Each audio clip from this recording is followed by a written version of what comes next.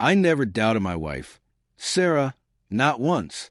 We had been together for 8 years, married for 5, and she had always been my rock.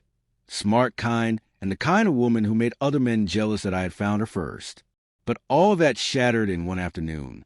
It was a Wednesday, and I wasn't supposed to be home. I worked long hours as a project manager, and Sarah knew my schedule like clockwork. That day, though, my boss let us off early due to a power outage in the office.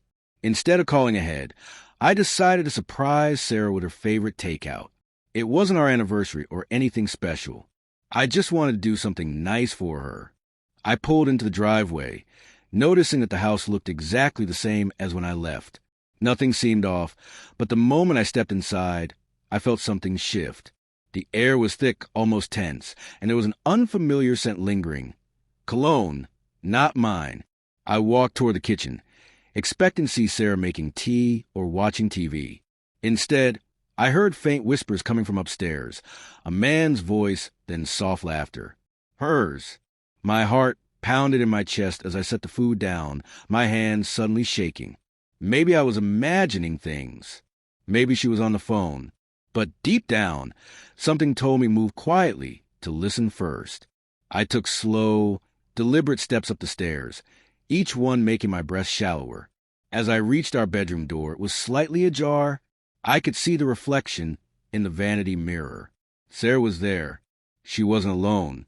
A man, half-dressed, his shirt unbuttoned, leaned against our bed, smiling at her like she belonged to him. And she was standing so close to him, her hand on his chest, wearing nothing but one of my shirts. I felt like the floor had vanished beneath me.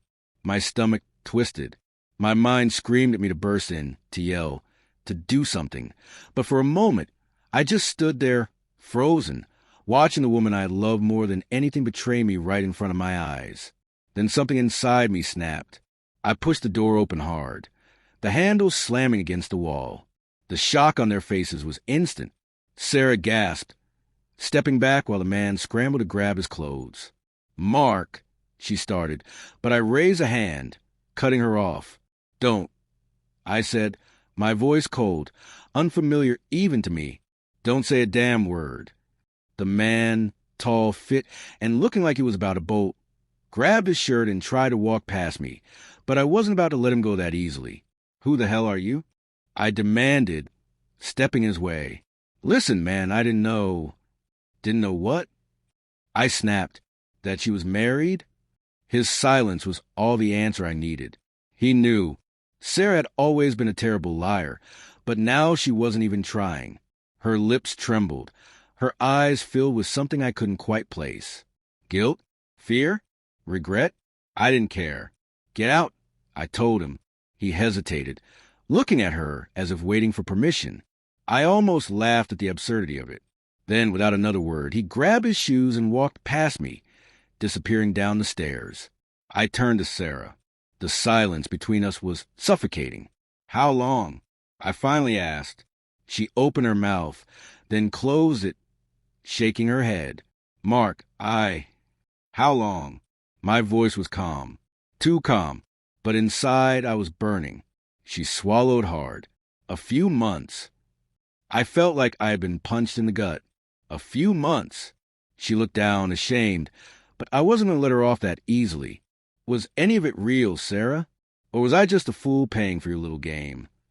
Tears welled in her eyes. "It wasn't like that," she whispered. I let out a bitter laugh. "Then what was it like?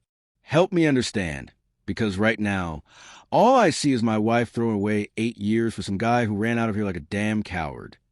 She wiped her face, but I didn't care about her tears. "Not anymore. I didn't plan this," she said softly. "It just happened." I shook my head. "No, Sarah, this wasn't an accident. It wasn't a one-time mistake. You made a choice, over and over again." Silence. I looked around the bedroom that used to be ours, the sheets that still carried our memories now tainted. Walking to the closet, I grabbed an empty suitcase and started tossing in my clothes. "Mark, please," she said, stepping closer. Can we talk?" I zipped up the suitcase. "We just did." She reached for my arm, but I pulled away. I thought you were the perfect wife, Sarah. I really did, I said, shaking my head. But I was wrong. And with that, I walked out, leaving her standing there, her perfect little life falling apart around her.